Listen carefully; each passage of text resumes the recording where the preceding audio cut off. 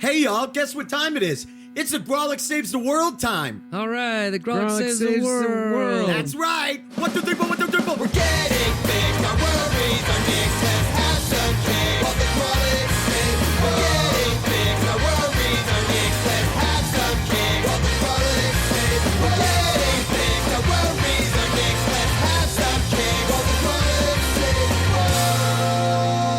And we're here. How? The Grolic saves the world again. Come on, y'all.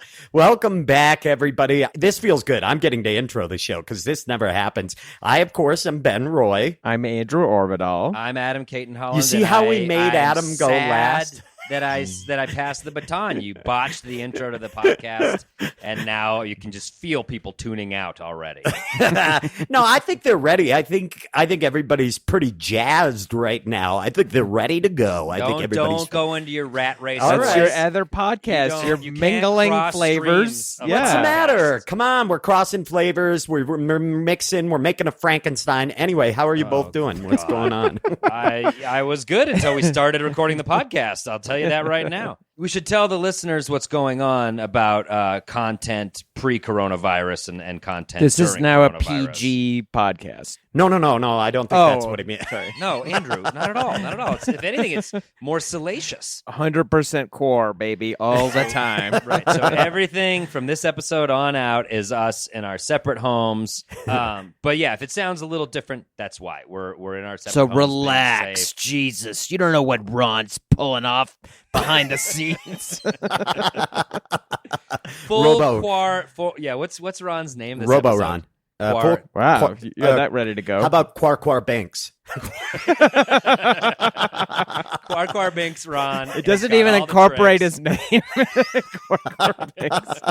It's a title. It's a cool title. It Quar is. Quar Banks. He's Quar Binks futuristic. Ron is on the ones and twos, making this sound as good as possible. But if it's a little different, don't throw down your headphones in disgust. We're in our houses, being Right. safe. What's everyone been up to? Well, I was going to tell you both this because I think it'll play really well into kind of a thing we could do. Adam has been pretty relentless with his ribbing of me for this, which is I've been doing this reading Ripped for his challenge. pleasure. I've been doing this. Ribbed for Adam's pleasure. Yeah. Andrew, it was as if you wrote that last night. You had that just waiting. Yeah, he was I knew we were going to be silent. podcasting, so I just was like, just a few lines. It You was know, I like so to have them quick. written and ready to go. You were so quick on that. Well, and he was also silent for about 20 seconds beforehand, so it's like he was like getting a running start, ready to dunk on Ben. And Yeah, it was I had to great. back up. I had to back up the old brain out of the alley. Anyway, what have I been ribbing you for my pleasure, Ben? You've been ribbing me about my reading challenge because I set myself up with a New Year's resolution to read one book a week for the entire year. And so I've been posting about it, and you've been like, we get it. Yeah, but I haven't been ribbing you publicly because sometimes I'll come at you online and just go right at you. Yeah, a la But, the this dishwalla has been a garbage. private ribbing. A private ribbing after dark. Nice. After dark Okay, ribbing. And you Andrew, just brought what it to is- public. So, Hey, Andrew. so I would argue if I'm just giving you shit personally, it doesn't qualify. But now you've brought it to the public sphere of the podcast. Yeah. No, I've been doing this. I've been sticking with this challenge, and I've read, up until now, probably 30 or so books so far this year, and I've been trying to stick with it because we do have the time to do this, and And it's a great fucking habit. Like, ribbing yeah, aside. It's yeah. a cool That's thing. why I know you're not like doing it publicly. You're just ribbing me because you know it's something you like. It feels to do good that. because it feels It good. feels good, and it makes me feel better Andrew, about myself. why don't you put that little notebook you jotted some of these on? It's ribbed because it feels good. He likes to. But anyway, so I've been thinking we should do a reading challenge. I think it's something we can do from where we're at. I think obviously there's no question as to whether or not Any of us can read. Right. That's well-known fact. The Grolics can read, and you can take that to the bank. We will prove it. You We'll name prove the it city and anytime, time. any place. We'll fucking Yeah. show up, and we will prove. We'll fuck you for saying otherwise. You can bring the book. We won't even rehearse ahead of time. Any book. I dare you, bring any book. We'll read it. except Chekhov. I don't really understand Chekhov. I've read, in stark contrast to Ben's accomplishments, I've read one book this year. What? That's bad. Yeah, it's a slow book year for me. Let me guess. Can I guess? Bible? Sure. The Bible. Oh, yeah, Natch, yeah. Nailed it. Yeah. But I mean, cover in to your- cover. But your defense, Andrew, that's like 10 books in one. Yeah. So Every Christmas morning, Andrew rises with the sun and reads the Bible front to back. That's his annual book. and that's a gift that keeps on giving. But, So what are you thinking, Ben? What do you got up your sleeve, bruh? the thing is that we're never reading the same thing, like because we all have different books that we're we into. read. I mean, we all will occasionally share a book that we're into, but never at the same time. We've all read like Western books. That's the one we can all agree on. Well, that's like something we can agree on. Andrew just lent me The Sun, which I'm about to read. And we've read a lot of Adam, you gave me Sisters, Brothers. That book was super amazing. We've also read historical narratives, but we've Killers never of the done Flower Moon. Yeah. We've never done one together, though, at the same time. Like a proper book club you're A proposing. book club. Just Yeah. say it. Ah. Just say it, you fucking asshole. It's a book club. But I didn't read a lot when I was younger. It shows. Like, what part of it is showing good through? I don't know, the desperate posting of a book a week on social media, insisting that you can read when no one ever asked if you could. Tattoo on your arm. Ben, Now, if you can read, guys, I could you know scroll your mark by this X if you can read, Ben? I can read. I actually. You're a lot. voracious reader, dude. You read more than Yeah. anyone I know. I'm I'm always read- recommending like junky TV shows to Ben, and he's not interested. He's I think it's because I'm insecure because when I was younger, I didn't read a lot. I wrote more than I read because I was always playing in bands and I wrote lyrics and things like that. But I read the books that I thought punk rockers were supposed to read. Like I read A People's History of the United States when I was like 16. I don't know that I understood much of it. You just know what I you mean? feel like you should. Yeah, I read Noam Chomsky. I remember reading Daniel Quinn books because I thought these were the books you were supposed to read about how terrible the U.S. is and how awful we are as a species. That was kind of what I did, but I didn't read a lot of like fiction, novels, things like that. I'm still catching up. I grew up in the opposite situation. I grew up without TV, so if I wanted to experience any pop culture shit, I had to read the novelization. So I remember kids at school talking about Terminator 2, and I had just read the fucking paperback novel you did adaptation. not. like that part was crazy. And since I only saw it in my imagination, my details would inevitably be like weirdly wrong. Yeah. Show me in the book where it says "Hasta la vista, baby." I couldn't find that part. It was so sad. Wait a second. So read. sad. Wait a second, Andrew. You read Terminator 2, the novel. Dude, any kind of like movie novelization, I Oh would my just God. churn through it. Yeah, I'd get him at the grocery store because we didn't have a TV. I didn't have any way to. And then you had to bury him in the backyard and hide him from your ma and pa. Wait, so how did the novelization of Terminator 2 hold up? Was it good? No, they were never like as good. It was just kind of like a dry recount of the movie, you know? Dude. Alien 3, I remember reading the novelization for Alien 3. That is so sad and amazing. I love you imagining Arnold Schwarzenegger's character as like looking like Emeril Lagasse and just being like so disappointed when he showed up on screen when you finally saw it. I knew what he looked like. I saw the movie posters. I wasn't like completely, but They let him you know, walk by the people cinema normally and sniff when the they're posters. when they're comparing books and movies, they're like, "Oh, well, that book is so much better." I was always the opposite, where when I would finally get to see these movies, I'd be like, "Wow, this movie was so much better." Dude, I love how you were like, I saw the movie posters. I wasn't an idiot. Like, I just imagine you with fingerless gloves and your hands pressed against the window of a movie theater. And he's so sunburnt for some reason. He's very sunburnt. Guys, I had fried chicken. I used to climb on the roof of a KFC and sniff the vents. Dude, I think I'm super like, especially around you, Adam, because I know you grew up reading a lot. No, actually, I didn't. Like, I grew up reading a lot of comic books, and in my school I went to, which I've talked about, such a terrible place. So cool. Jesus. Well, not cool comic books, like fucking Garfield and Archie and like just any comic strips. But I also read Calvin and Hobbes and The Far Side. Those are my favorites. But like any comic strip, I loved those. I love comic strips.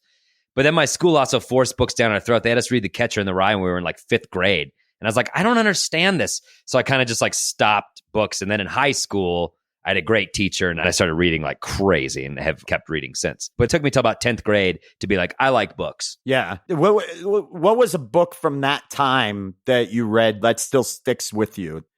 He gave me like that book, Things Fall Apart by Chinua Achebe. That was a great fucking book. Yeah. And he also like, this is so cliche, but I got into like beatnik shit because I was a teenager and read On the Road. And he's like, oh, this all happened in Denver.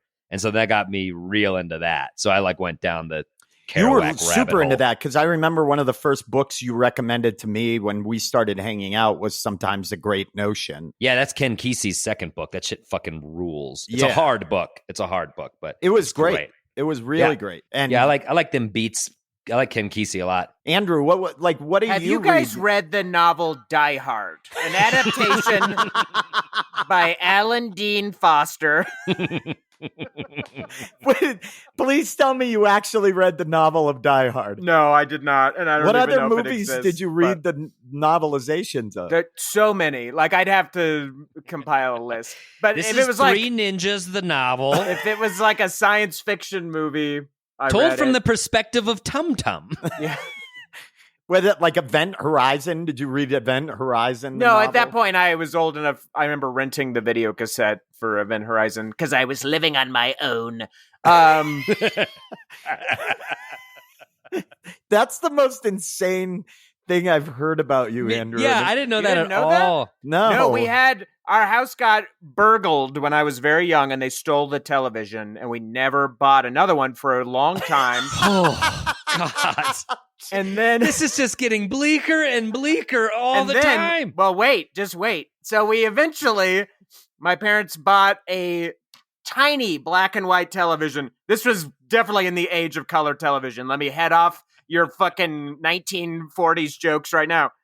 This is Did you have to? Was it coin operated? It was a little We know black you and white weren't. television, and they would keep it in the garage. We weren't allowed to watch it, but at special occasions, like our birthday or Christmas, or if we had like a friend spend the night, they'd bring it into the house. We had to let it warm up to room temperature, and then we'd turn it on.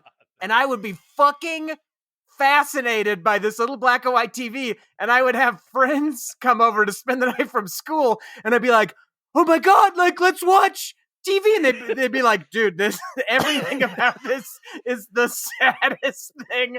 They're like, I don't want to watch your tiny, shitty black and white TV. Oh my I'd be like, God! oh my God, Andrew. it's Jake and the Fat Man. Like, some fucking terrible fucking show. And these poor friends of mine from school, they'd want to like play. They'd be like, let's play Legos. Let's play fucking G.I. Joes. And I'd be You're like, like, you don't understand. no. This is all the time I get. Yeah, this is like every 6 months I get this peek into television. Holy shit! Andrew, Holy shit! This is the saddest. Your Dickensian upbringing will forever be a source of gold for us because you've never told us that, and No, I feel I never like knew any of this. You've buried the Oh. lead, truthfully. Yeah, this is the most interesting thing about you. I thought this was common knowledge. No. What? You thought we knew that you had a TV in your garage that you had to warm up to room temperature? Andrew, did your family all gather around it when you learned that Kennedy was shot? No, we wouldn't have done that. I He was already 17 headed you when off that from happened. those old jokes. You're too late. I already told you this was the 80s, early Got it. 90s. They Okay, wouldn't- sorry. Andrew sorry. was out with his friends because he was 17 when that happened. So don't- I heard he was sniffing around Dallas at the time. But We boy, should- we'd go to our grandma's, and not only did she have a color television that was proper sized and always indoors, she had cable TV, and we would sit down there from the moment we woke up to the time when we fell asleep on the couch, just binging fucking color TV. Airwolf, Riptide. Oh my god. Fucking, know the you best- can't do that on television. Double Dare. Oh, man. for sure. You can't do that on television. Barf's Burgers. Remember that? Barf's Yeah. Burgers. Yeah. Yeah. Perhaps the saddest part of that whole rant that Andrew just went on, Uh-huh. that we somehow just flew over, was when he goes, and they would only bring it in for special occasions. I know. Like Christmas or Easter or when Or a friend birthdays. stayed over. like a sleepover was given the same pomp and circumstance as the day Jesus was born. Andrew, this is like heartbreaking. I'm sorry to laugh so hard at this, but man, oh man. Oh God. Were your parents, Andrew, were your parents readers? Did they I'm sorry. I didn't judging by that laugh. My dad has always been a big reader. He's always been working on a book basically ever since I've known him, for sure. The same book? No, yeah, pretty much, pretty dense. No, like he's Still always working through working. Amelia Bedelia. He's always working on a different book. He's like a I'll- huge World War II I'll history get buff. through a I've never few seen good anyone men read more about World War II history than my dad. It's the most dad shit of all time. Yeah, that is very dad shit. And then my mom, not as much reading. She's more into like gardening and cooking and that kind of shit. Yeah. Well, this has been a fascinating trip down But the Orvidel. One of my Orvidel family favorite well. memories, Adam, of your dad, because I know your parents, I mean, your mom was a journalist, right? And Yeah, all she does is read all day, every day. yeah. And your dad proudly exclaimed one day that he had read enough books in his lifetime and he wasn't going to read anymore. Oh, did he? Yeah. Wow. That's what you want to hear out of your attorney. What prompted this? He reads all sorts of shit. Like, when did he just announce his He and I were feud talking, with literature? and I forgot exactly what led to that, but he was like, I've read so many books in my life and I don't think I'm going to read anymore. Well, if he hysterically combs over articles from CNN and The Guardian daily, bro. Well, that's because my parents, my dad reads a lot. My stepmother, especially, as well. She reads more than any person I know. My mom, I remember every night, used to always read from the Bible. I would come in and my mom would be reading the Bible. She would read it over and over again. And I was like, doesn't that grew up get... on Little House on the Prairie? Yeah. Did you ever check it? Are you sure she didn't have a gun hidden in there, like carved out perfectly? She's just She's debating. just like She's just kind ripping of Bible fascinated verses by it. while she's staring at a gun. Yeah, just like Just- stroking it. just thinking about wasting the entire family. Who knows what she's thinking about? Right. But you could have had a gun hidden in there. That's No, grim. Jesus. But the rest of the time, she used to read like kind of trashy romance novels. I remember them being around the house. My mom read like Danielle Steele and things like that. Puke. But I think that's arrogant. Like Andrew was talking about, like work. Yeah, I'm arrogant. Con You dude, didn't know about catch my up. brand? I had my agency send over a brand portfolio we were supposed to read before but we I did mean, this I think podcast. it's ridiculous. Haughty Arrogance by Adam Caton Holland. It's a brand. But I think it's funny because I was thinking about that. I was talking to my mom. We were talking about books. My mom still reads a lot. And even my dad, and I judged them a lot. And even Andrew had that bit about 50 Shades of Grey where he was shitting all over it. But much like other challenges we've done, I think we're discounting not everybody. I mean, these books sell 50 million copies worldwide. I mean, the idea that all these people are stupid. And I Is often make that. accurate. Do I need to tell you how many people voted for Trump, bro? Like, I'm not trying to jump but in the Adam, water and wear that There are MAGA hat. advertisers. Adam, But stop. wait a second. But think about it. The question is reading at its worst, even if you're reading garbage, still better than watching garbage TV? You know what I mean? Are you still actively improving yourself if you're picking up a book and reading instead of watching television? I'll entertain that That's question. interesting. I mean, You are know- we comparing, is it garbage books versus garbage TV or garbage book versus any TV? That's a really good. That's a really good. And what type of TV? Is it a black and white in the garage or like a nice flat screen? Andrew, don't blow a cathode ray tube. Let yourself properly heat up before this conversation. No, I mean, let's apples to apples. Bad books is better than bad TV. That's what I'm saying. 50 Shades of Grey is better than Real Housewives for your. But how do you? Did you read 50 Shades of Grey? No, I didn't read 50 fucking Shades of Grey, Ben. So how do you know it's bad? You've not seen the movie. You've not read the book. I've read a portion of it, and it is truly bad. It's Yeah. Yeah, but you read like it's one bad page. writing. It's not even forgetting the subject matter. It's a bad book.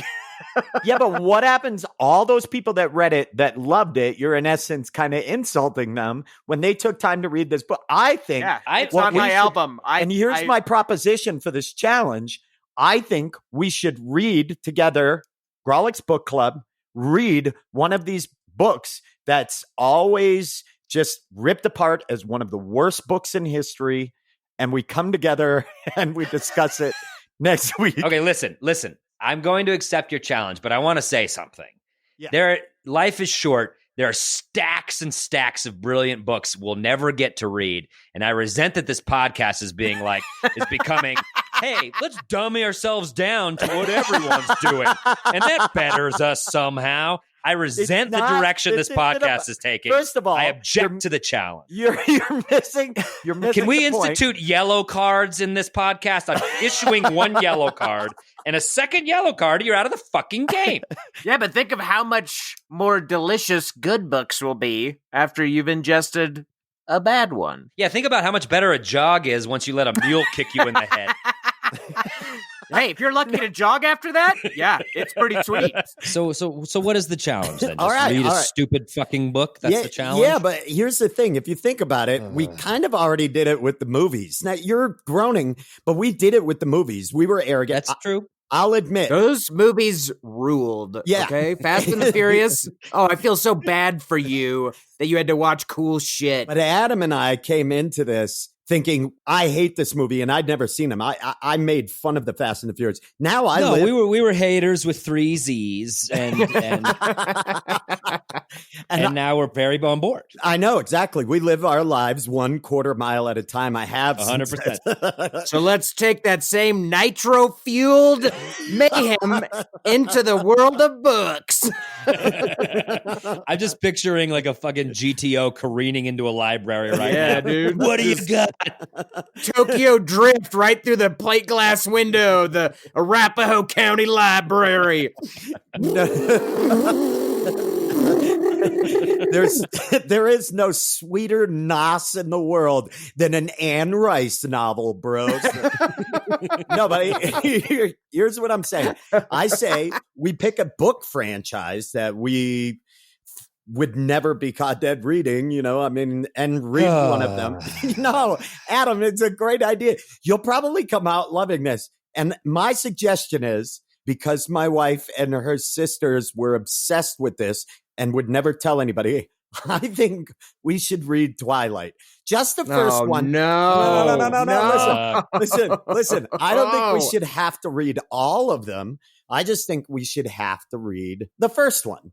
And I think Jesus Christ. I think it's really funny. And I think we read this book. Now here's Oh, the thing. God. We All right, only got it. give each other 6 days to do it. You have to have read it. Cool.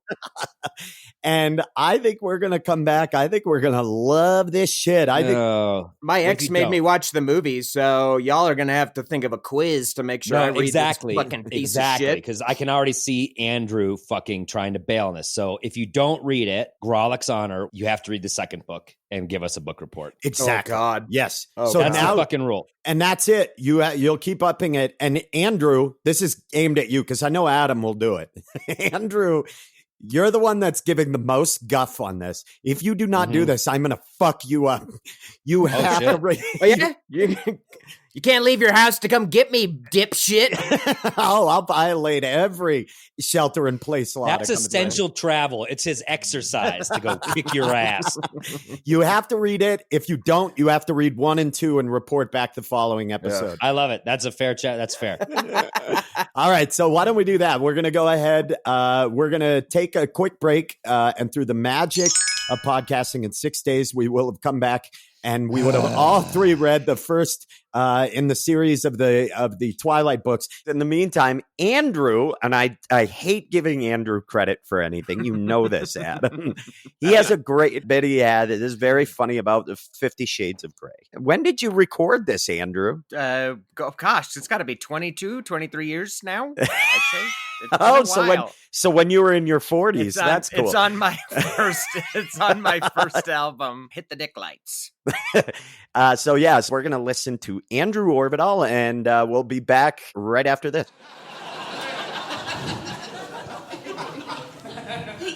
I was on a flight recently, and the woman sitting next to me was reading a book on her iPad, so I was also reading her book on her iPad. Because that's how I prefer to read on planes. Even if I bring my own reading material, if you're reading next to me, that's what I want to read. Like, Danielle Steele, let's get into this. Turn the page, I'm done. No. Yes, reading over your shoulder. But I like reading over other people's shoulders for the same reason I hate it when they read over my shoulder, and that's because I'm judging them while I'm reading it. I'm like, really? Bon appetit? I don't even think you could make macaroni and cheese. Come on. Be serious here. But this woman is reading a book, and as I'm reading, I'm trying to figure out what it is. I'm like, this is garbage. Like, this is the worst thing I've ever read over anyone's shoulder. And my first thought was like, oh, she must have like a daughter in high school who like wrote a book for a project, and she's like proofreading it. That must be what this is. And then I was reading more, and I was like, it's kind of like adult subject matter. I don't think this is a high schooler's book. Maybe she wrote this book as just like a fun project, and she's just reading her own shitty writing. That's probably what it is. But then I looked up and I saw the title, and I was totally wrong on both counts. It's a real book, a super popular book called 50 Shades of Grey. And I was like, what? This is that book? Because I knew that was a popular book, but I thought it was like a reasonably well-written popular book, you know? Not just like complete garbage. I want to share the excerpt with you that blew my brains open right there on the plane. And forgive me if I don't get every word perfect and butcher the prose, because it's pretty beautiful. Here's the excerpt. I'll try to do it without laughing, which is impossible. His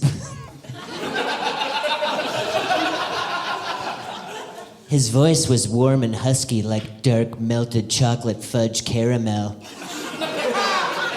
Or something. Or something? You're the fucking author! You get to decide what that or something is. That's part of your job while writing a book. Like, she's just sitting there writing, like, his voice was like, I'm hungry for dessert. What does a voice sound like? Nah, you'll figure it out. I wish the rest of the book was written in that style, too. Like, he lived in a house or an apartment. I'm not really sure. My imagination isn't that strong.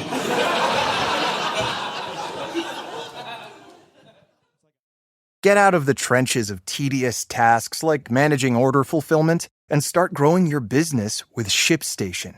They'll help increase profitability by automating your workflow with their simple, easy-to-use dashboard. With it, you can pretty much do everything you need to quickly and easily. Update order information, print labels, compare rates, optimize shipments, and even set up automatic delivery notifications. And it doesn't matter where you sell. Amazon, Etsy, eBay, Shopify, ShipStation can integrate pretty much anywhere online. Another great thing about ShipStation? They can help reduce costs with industry-leading discounted rates from some of the biggest mail carriers. You might even be able to get up to 89% off USPS and UPS rates. So, make this year your most profitable one yet. Sign up for your free 30-day trial at ShipStation.com and use the code Spotify. That's ShipStation.com with the code Spotify. Okay, so through the magic of podcasting, it's been a week. And of course, this was probably my challenge, or quote unquote, my fault, if you will. But we were tasked. I tasked us all with reading Twilight, which, of course, is the contemporary 2008 novel that became a worldwide Yes, very topical. Very topical. became a worldwide sensation, though. You can't deny it. And the first book was huge. It was a massive book. It's a tawdry love story about a mortal girl falling in love with a vampire who wants to eat this human being. 500 pages of pure magic. First off, let me just ask you, did you both finish this book? Sadly, yes. As I will admit, we had to push the recording of this because it took me so long. Reading this book was like driving down like a rutted, pockmarked, like dirt road. Like I couldn't get into any rhythm. I had to just sit there and force myself to read it. Like, and I read some junky stuff, I will freely admit. I'll pick up like pulpy science fiction or horror paperback in an airport bookstore. I've got no Oh, yeah. problem with We that. call And you just- Pulpy Drew. That's what we've been calling you. For Really? I thought that was about orange juice, and now I realize. Well, now it's a okay, double entendre. pulpy Drew. So, I don't know how you both procured your books. I noticed you both had physical copies. Ben, I think you already had one in the house. Adam probably supported his local bookstore. I was going to go to Target and buy a copy, but as just an aside, we're recording this during quarantine. We're not supposed to be going anywhere that isn't essential. So I was like, what will this cashier at Target think? They're risking their own health. They're risking their family's health just being exposed to this when this 40-something man comes through purchasing only a copy of Twilight. Like, I would kill me. I would murder me right there at the check stand with whatever was handy. So I didn't. I bought it on my iPad, and my only regret is that I couldn't hurl my iPad into my fireplace when I was done reading it. That was what I was sad about. I feel like I hated this book more than you two, I think, based on our chats about it. And I think it's because as like a fledgling fiction writer myself, like I've done the NaNoWriMo challenge like 7 times. I've written 7 bad novels in the month of November. I've written collections of short stories. Like, bad writer recognizes bad writer. So to be reading this like cultural phenomenon and be like, this is like a NaNoWriMo quality novel that her net worth is now $125 million. Now she can write whatever she wants and people would lap it up. It is just this terrible, terrible book. And then so I did some research into it. She said she got the idea for the novel from a dream. Well, that's Like, where she was most just good divinely ideas come inspired. from, Andrew. Exactly. That's why my idea about the robot version of me whose teeth are falling out, it's going to be a hit. This is the new young adult thing. But what's hilarious, so she comes up with this amazingly creative idea of this love triangle between werewolves, vampires, and this woman. In 2003 is when she wrote it. Oh, what else came out in 2003? Oh, only the movie Underworld starring Kate Beckinsale, which is a vampire werewolf love triangle. Stop. You're spreading mistruths. The love triangle does not occur in the first fucking No, book. I know, but I know that it direct- exists. No, I know it you know a exists. lot of things. And it You know a lot of introduces things, the apparently. werewolves. It introduces the Oh werewolves. my god! Okay, so Listen, So I'm you're skipping ahead. I'm skipping ahead a little Okay, bit. into so- spoiler alert. Andrew, You're pissing so, me off with what you're doing. So Andrew loved it. Adam, did you finish the book? I finished the book so fast. I would say 2 days, 3 days. We are on quarantine. I had very little to do, but it's like I'd been eating healthy for a month. Right. And then someone's like, here's an old country buffet, and you have 2 hours, and the staff isn't even there. There's no one to judge you. Go eat whatever the fuck you want. And I just ripped through mashed potatoes and different types of pies. I got sick. I laid down You for a put your minute. mouth on the soft serve machine, like just Okay, lips on the nozzle. I rested. I took shifts and came back for more food. It was disgusting, and I hated myself and it, but I did it. I really Adam- went whole hog. Adam sent us a picture of him reading it in the tub, and we're adding a new Patreon level tier, $100 a month. You just get that photograph. Okay, sure. What were your initial thoughts on it? Like, just to Look, but I do want to say, while I had no problem reading it, it's garbage. I hated it. It's trash. I do not wish to go further in this book. And I like to consider myself a pretty decent You're a great writer with a book out there. I'm so jealous of her numbers and mad at society. what about her numbers upset you with relation to your novel? Yeah, you wrote such a quality book, Adam. Like, I can't dude, imagine. Her books total have sold 100 million copies. So, I mean, to be fair, I did think the twist on the vampire narrative, like I've heard, we all know the tales of vampires, but I've not heard a take where it's like, oh, these vampires have trained themselves to eat animals to satisfy the bloodlust so they can exist amongst humans. All right, interesting idea. A good seed of a new take on the vampire thing, but then she just shat all over it with like soap opera trash. I couldn't stand it. And the first quarter of it is all about Edward gaslighting Bella. It's like unhealthy. He's like, hey, I'm interested in you vaguely. Psych, I'm gonna fucking kill you for 20 pages. You piece of shit, you're trash. And she's like, oh, my heart's aflutter. Like, don't let high school girls read this. They're gonna like seek this out in men, and it's so damaging. I was thinking I would let my daughter read it when I was done. I was like, well, at least I'll get double duty out of this book. I'm like, not in this house. Not Andrew, you don't think it's a good thing to teach your daughter that it's all right for her boyfriend to watch her sleep? You don't think that to come in and always be around whenever he wants to be, just around. Oh my God. My problem with it, when I was reading it, the first 12 chapters of this book, it was like running a marathon on a treadmill is the easiest way.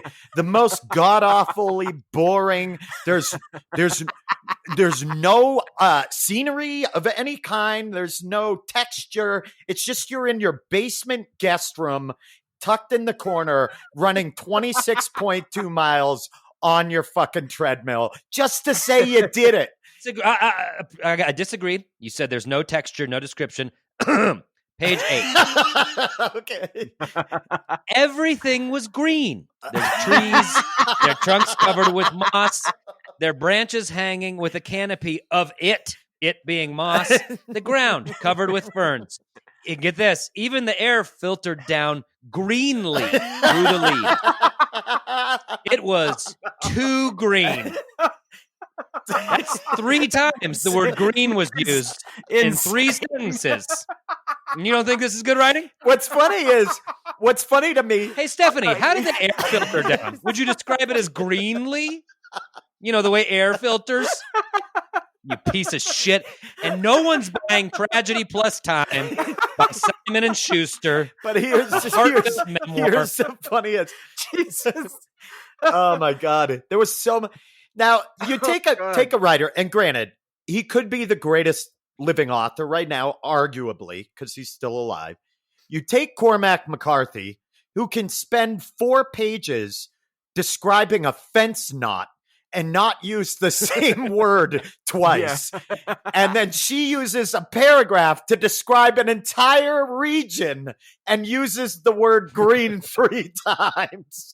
Like I read an interview with Stephen King where because these books were coming out at the same time, a lot of people compared Stephanie Meyer and J.K. Rowling because of their sales. And Stephen King was like, the difference is J.K. Rowling can write, and Stephen King ripped Stephanie Meyer apart. Page 15. This is Bella saying she's surmising the new reading list from the new class she's taking.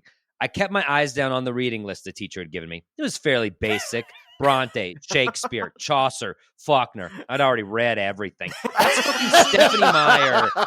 That's Stephanie Meyer calling Faulkner basic, and I fuck you so If you've hard. ever read, I read The Sound and the Fury. There is nothing basic about Faulkner. And if any high school student actually read that book and was like, I shit Faulkner. I would consider myself, you guys know, I read a lot. And I would say that for the first 50 pages of the first Faulkner book I read, I had no clue where I was. I didn't know where the novel was set. I had no fucking clue. Oh, sure. No, he's very fucking oblique insane. and So to surreal. be like, Yeah. oh, whatever, you know. Yeah. But my problem with it is I hate gimmicks. When I read this, I read it in about 4 days, I would say. And The comic who puts his hand in people's mouths hates gimmicks. listen, I'm flipping the game on its head, and you guys can say what All right. you want. But listen, the problem was I was reading afterwards. She wrote chapter 13 first because she thought that was poetic or something. She woke up from the dream, dude. Had to put quill pen to parchment. So she writes 13 through the end of the book, which I will say, to her credit, from that point to the end of the book, it is more action-packed. There is more happening in the novel. But then... Sure, it takes off at the end. It's a crescendo of action. But she did all that, and then she was like, well, now I got to write 12 chapters leading up to this. And the first 12 chapters... Time to get Bella a crappy truck. And so much descriptions of her breakfast, like of what... That's what... And there was an odd, there was this weird cockiness in Bella. The character was very inconsistent. She'd be shy and like, oh, I'm awkward, but then she'd be arrogant at one turn. And the way she described breakfast, I don't know why Stephanie Meyer thinks this is cool, but on numerous occasions, Bella didn't have time for breakfast. So just like a working class garbage man dad would chug orange juice or milk on the way out the door. No time for this bullshit. You guys don't mind if I make this barf bomb at light speed in my stomach, do you? It was just weird. She's also the first time I was like, okay, she's in a hurry, but repeatedly, this is the way That's that her Bella. character trait. She's a deep character, dude. You don't understand the extra dimension. So much descriptions of the food she was making for the dad. Like, I made chicken enchiladas. I don't give a fuck what. That's you do. straight out of Dean R. Koontz. Dean R. Koontz does that shit too. He's like, how can I dress up this paint by numbers 46th book I've written? By describing the meals in very specific detail, which are probably clearly the meals that he ate while writing the book. Well, and then it's so weird. I don't know, man. The inconsistencies are what bothered me. She's this girl from a broken home, basically cooking for her dad, living on her own, essentially, in one page. Then the next page, she's like, but I'm also a klutz and I trip all the time and can't do volleyball. And you're like, what the fuck? I started calling it, I started calling it Diary of a Wimpy Kid. That's the thing, is her klutziness got to a level where she was like, then we played badminton and I damn near knocked myself out with the racket. Like, what are you fucking... Well, they Where had the to fuck set is it up Edward to so save her life in those moments? ridiculous excuse of falling down the stairs and through a window at the end could possibly add up. Like, as long as I could set up that amount of klutziness at the end, they'd be like, yeah, this is the kind of shit she does. I didn't know she wrote it backwards like that. And I was thinking, and spoiler alert for anyone who hasn't read this, I'm going to reveal the ending. But at the ending, they get into that epic fight with that guy in the dance studio. They go to her old house, and then they go to this dance studio, James, and they destroy the dance studio. And they introduce that dance studio one chapter earlier. It's like, oh, also, she used to go to this dance studio when she was a kid. She could have planted the dance studio in chapter 1 when she's leaving Phoenix, so it has some sort of significance. Right. That Exactly. you come back to at the end, and it's like, oh, of course, the fucking dance studio that meant everything to her. Nope, it's just casually introduced a scene before they go to it. Like that's such shit How writing. many of you- And it's still my numbers are so far. Wait. behind yours. How many of you? I had this thought because Stephanie Meyer is Mormon that I thought after reading that part that this whole book was just a vehicle for a Mormon to finally be able to burn down a dance studio. You know what I mean? It's like Footloose, the sequel. It's just so cathartic. Let's talk about the scene I hated the most in the book. I'm not gonna say what it is. Possibly one of the stupidest scenes ever imagined. Wait. Before you first say of all- it, Andrew, I think I know what it is. And if you're a listener or you know Andrew Orvidal well, you know what he's going to say from a personal I know. standpoint. Well, let me preface it by saying, for me, by far the most interesting part of the book was Phil's minor league baseball career. Any mention of it, I was like, yes, this is what I want to read about. Can we please swing the entire plot to Phil's struggle as a minor league ball player? That's so fucking funny. I was actually giving Stephanie a little credit for making him a minor league ball player. I was like, that's an interesting profession and that's a hard life. Like, okay, well, maybe she has something interesting going on. But then she takes that trust and throws it out the window with a vampire baseball game. Yes. Where these vampires are using their superpowers to play this ridiculous game of baseball. The bases are spread super far apart and they're like blasting the ball. And they can only play in thunderstorms because it's so loud when they hit the ball. They have to disguise the sound with thunderstorms. It's so just the idea of itself is dumb. But then it becomes clear, like, I don't think Stephanie has ever been to a baseball game. First of all, one of the vampires is refereeing the game. There's no referee in baseball. It's a fucking umpire, Stephanie. Yep. And then the vampires are using an aluminum bat to hit the baseball, and it sounds like thunder cracking. Anybody who's ever heard somebody rip one off an aluminum bat knows it'd be like kaponk, like it would be. It doesn't sound like thunder at all. It sounds like a metallic, like pinging. It would be like kaping, and people would think. Also, I love these dudes have endless strength, and they're like, "Hey, go down to Gart Sports and get me an aluminum bat." They should rip a fucking branch off an oak tree and demolish a home run. Yeah, why aren't they playing with God. like large rocks? You know, as the baseball. But it did make me They should think. play with the medicine ball, and then it would be like softball, and they could actually play on a regulation diamond instead of having to play up in the mountains. It did make me think that maybe some of our greatest baseball players are in fact vampires. I think Dennis Eckersley is definitely a vampire. Look at him, like he would suck your blood in the night for sure. Kirby Puckett, I think, is a vampire. That's why he could jump so high.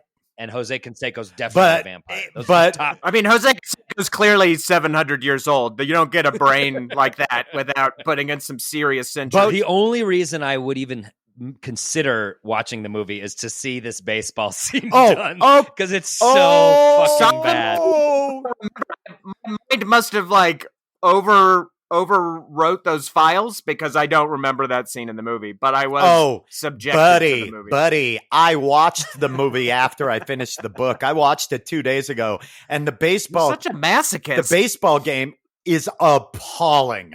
It is. And the other thing that's appalling is, okay, I will say this. One of the parts that did not bother me as much was the idea that vampires can be out in the sunlight. That's bullshit. The only reason they choose not to is because their skin is translucent and it sparkles, which is kind of lame, whatever. But I like the excuse that they can be out. Yeah, I like that too. Yeah, in my Dungeons and Dragons games, the vampires can be out in the sunlight. Yeah. They're just not as powerful. Right. Yeah, Definitely. the sparkling in the movie was laughably stupid. Like I mean, I was watching it howling, laughing at this, how fucking ridiculous.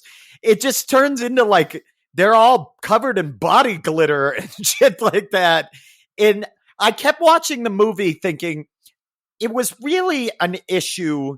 Two things with the movie. One, it's a sad statement on your book when your movie is nearly an exact replica of your book. All the good parts from the book are in the movie. That is a sad take. It means that 500 pages could be condensed down to a 90-minute movie, which is never a good sign. It reads as fast as a script. Like it reads as, it's very quick to read. The other part, I thought too that the director was meh. Think of how much you could have livened up Twilight as a movie if you would let Larry Clark direct it. Now, really think about it. Now, if you'd let the dude from Kids and from Spring Breakers direct. Gummo? No, he didn't do Gummo. Harmony Korine did Gummo. Oh, he didn't? Gummo. Oh, God, but from Kids and Spring Breakers and various other internationally banned movies, if you had made this book done by a guy as provocative of that, now the vampires are fucking bank robbers and they take too much ecstasy and they're all 14 years old for real in real life, then it would have been a much more interesting movie. Remember when she's walking around that sea town and those guys are like following her around? Those 20-somethings? Yeah. Yeah. And then like Edward swoops in his car and picks her up and has to like contain his rage because he could see what they were going to do. Murdering them. Fucking have him go on a vampire murder rampage. Like that's a fun scene. Edward's not going to leave you. No, she didn't want to give us any action, even with James in the dance studio, where she's like, oh, like she clearly didn't want the spectacle of like vampire on vampire, and that's combat. And that's where we get to my number one flaw with the book is the author. Yep. Stephenie Meyer's religion is too much of a problem for this. This book didn't have any violence because she's Mormon. It doesn't have any sex because she's Mormon. It doesn't have any drug use because she's Mormon. Like, this is a book about the undead and occult and shit like that. And you take the most puerile group of people on the planet to write about it. And what you get is this ivory soap version of something that should be a fucking violent blood fuckfest.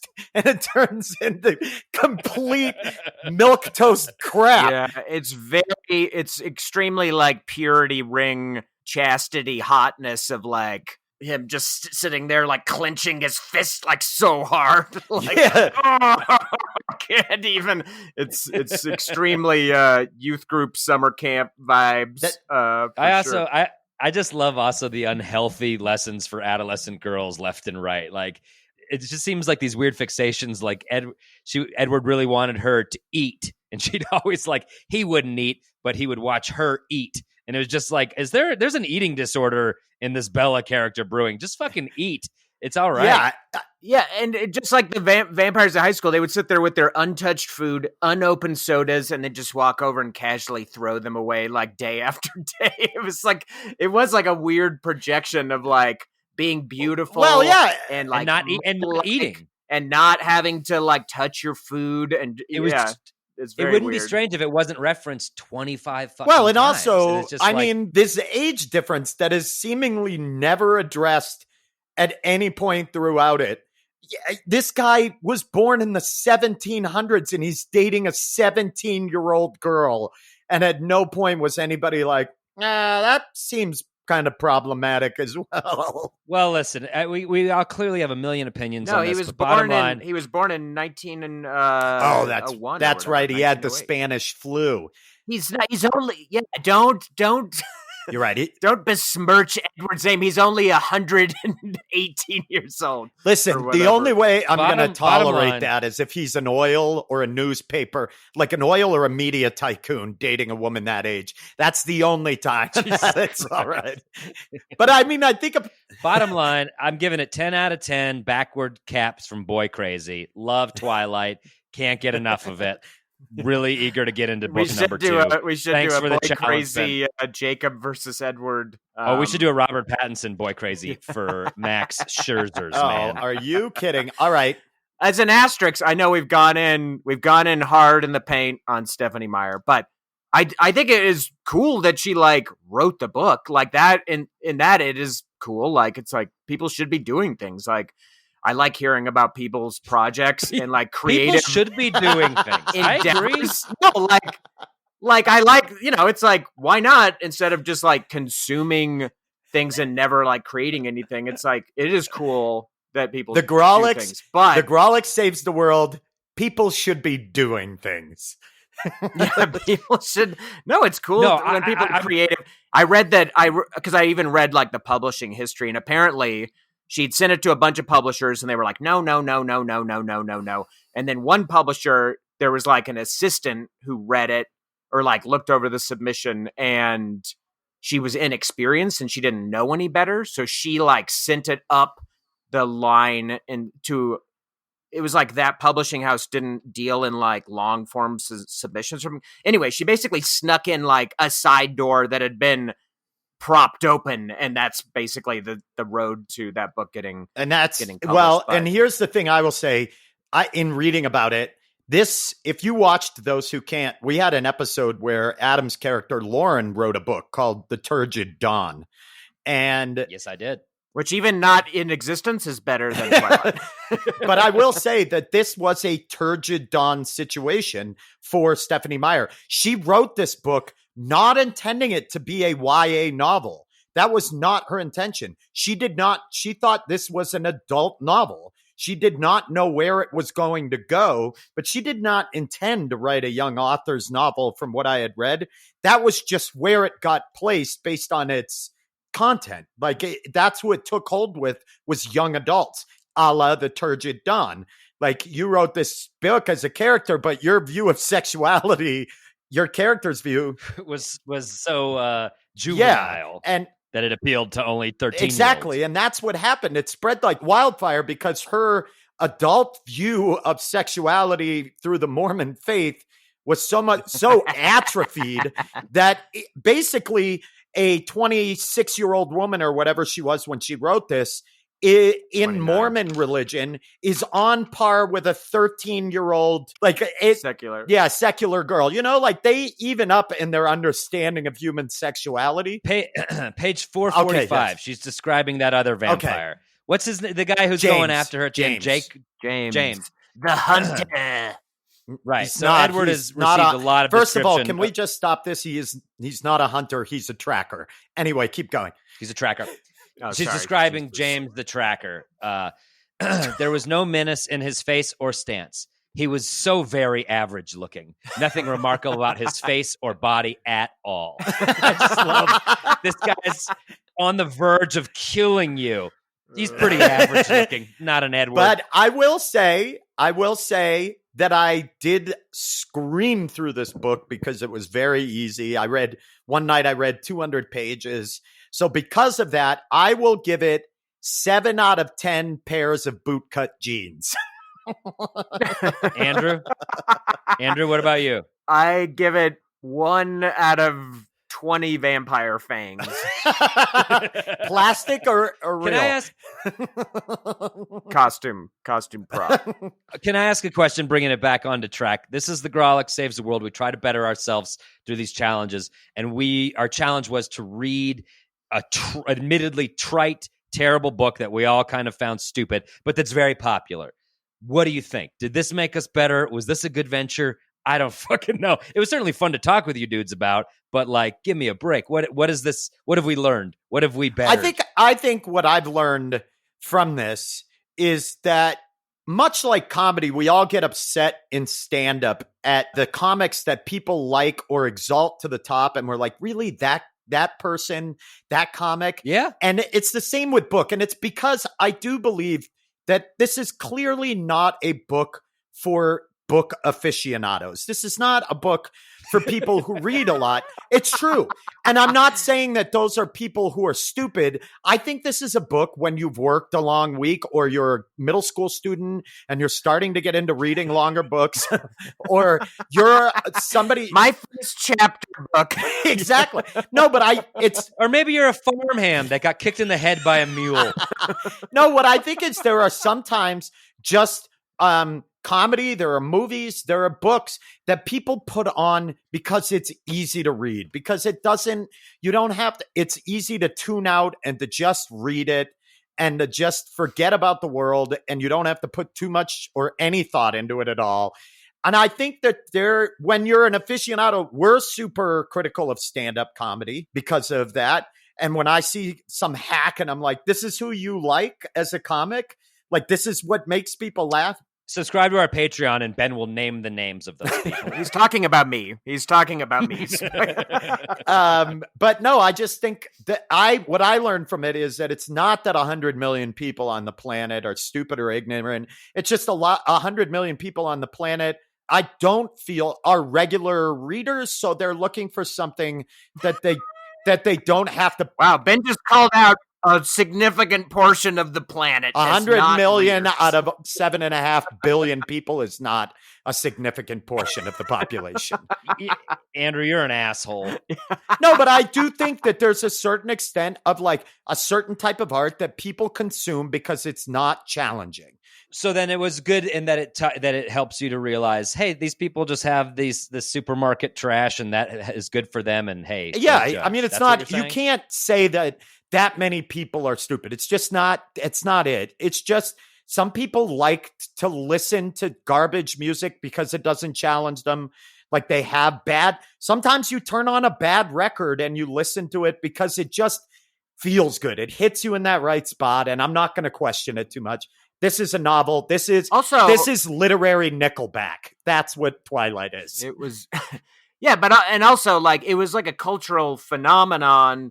So just because 100 million people bought the book doesn't mean 100 million people thought it was a good book. That just means that many people were like, "I'll check this book out. Everyone's been talking about it." So maybe 117 people loved the book. And the rest hated it. Here was my takeaway from it. It actually was good for me to read it, surprisingly enough, because I'm always like hypercritical of my own efforts, whether it's writing something or drawing or whatever it is. I'm always like the harshest critic of it. And after reading this, I was like, I should put more confidence into the things that I'm doing. These like ridiculous novels that I've written. It might be time to go back and take another look under the hood, and maybe I could find a side fire exit that's been propped open and try to sneak in and watch your novel while it sleeps. But it was like I should be less critical of the things that I'm doing and have more confidence in them. Based on if this is going to be a phenomenon and it's just piss. Okay, then that's a good lesson. Put more work. Adam, as the only actual published author of the group, what did you learn from this? I don't think I learned much other than I continue to find it so funny when 40-something men read and do things that are meant for teenage girls. I just think so. Like as yet another growing inside joke amongst us three, it was very valuable to me for that. Other than that, this served no purpose, made me dumber. I wish I had read another book instead of this book, but I'm glad I can tweet. I'm glad I can text you guys Twilight memes now. Forever and it means and ever. something. Yeah, and I'll say that if it was quality, I would have a different opinion. I can separate. I can make that distinction of like, oh, this just like isn't for me. But this book was just bad. It's not. Yeah. It's in addition to not being aimed at me, it's also a poorly written. Yeah, there are plenty of YA and authors and female authors that cater to romance or to. I mean, Anne Rice. I read a lot of Anne Rice books when I was a teenager because I liked. I loved the movie Interview with a Vampire, so I started reading those books. She's a fantastic writer. Anne Rice is a terrific writer. I never read those. I just hated the idea of them. But anyway, what I wanted to ask too is, what did you do afterwards? What's the book you picked up right afterwards to cleanse your palate? Well, I just finished it last night, so I haven't yet. I think I'm going to play about 8 to 10 hours of Modern Warfare and try to give my brain a good Brillo pad scrubbing. I chucked my way through 2 New Yorker magazines to just get the taste out of my mouth. Yeah, I read get some fiber. You got to put some fiber into the diet. Yeah, dude. I went back to the veggies after the old some of your buffet. Bourgeois Brillo pad to scrape the inside of your brain. Man, I did. I immediately threw the book. I have a used book pile, like a red book pile for this year. I chucked it into that, and then I picked up All the Pretty Horses and started reading that. And was that Was it just hard for your brain to like make that sort of adjustment to the two writing styles? Oh, no. From light filtering down Greenlee to like the sagebrush effuisant as it was effluent. Like, No, it's like what? no, because All the Pretty Horses isn't written like that. It's fan-fucking-tastic. It's the perfect thing. It's like eating only gas station burritos for a full month and then having the crispest, most fresh salad. You know, I'm just eating a salad and I'm chewing it and I'm like, I feel good. I'm energized. So yeah. Yeah, it's like coming back from Yeah. tour and just washing all that Yeah. off of you. As the light filters Greenlee through your salad.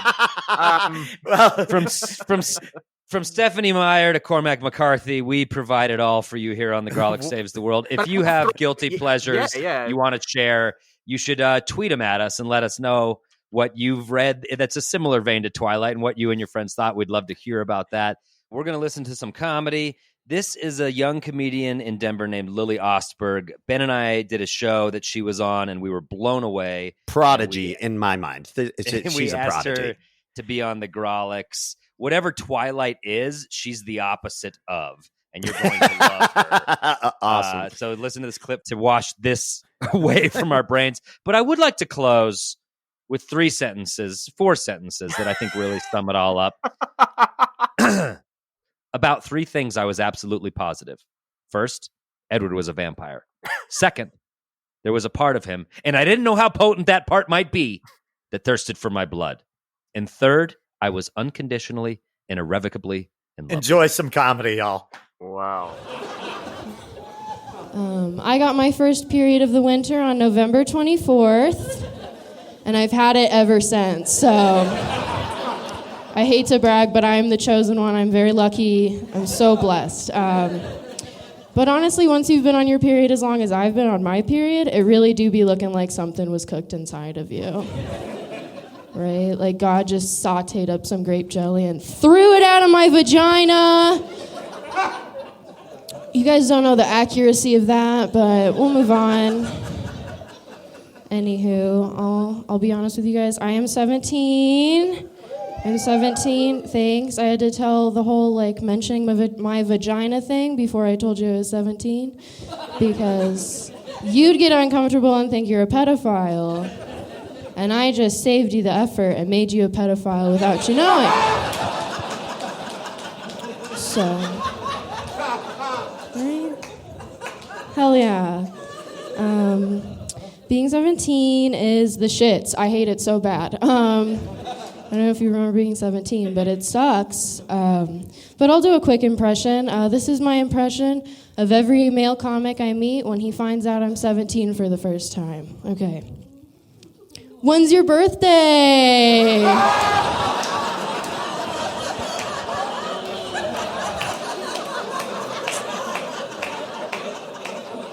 Right? Isn't that so cool? I love that question. I, as a young person, don't know why we're still nice to old people. They're not nice to us. Like, why do we have to respect them? They ruined everything for us. Like, old people tell millennials that they're lazy, but what old people think about my generation, they're like, they're not even real human beings, okay? They were raised by the internet. As far as I'm concerned, that is a robot. You don't have to have conversations face to face, right? I guess. I don't know. You know, like you're hanging out with your grandpa, and he's like, get off your damn phone. It's like, Grandpa, my phone's not racist, okay? And if my phone becomes racist, I can turn it off. A function that you do not have. I cannot unplug you yet, sir.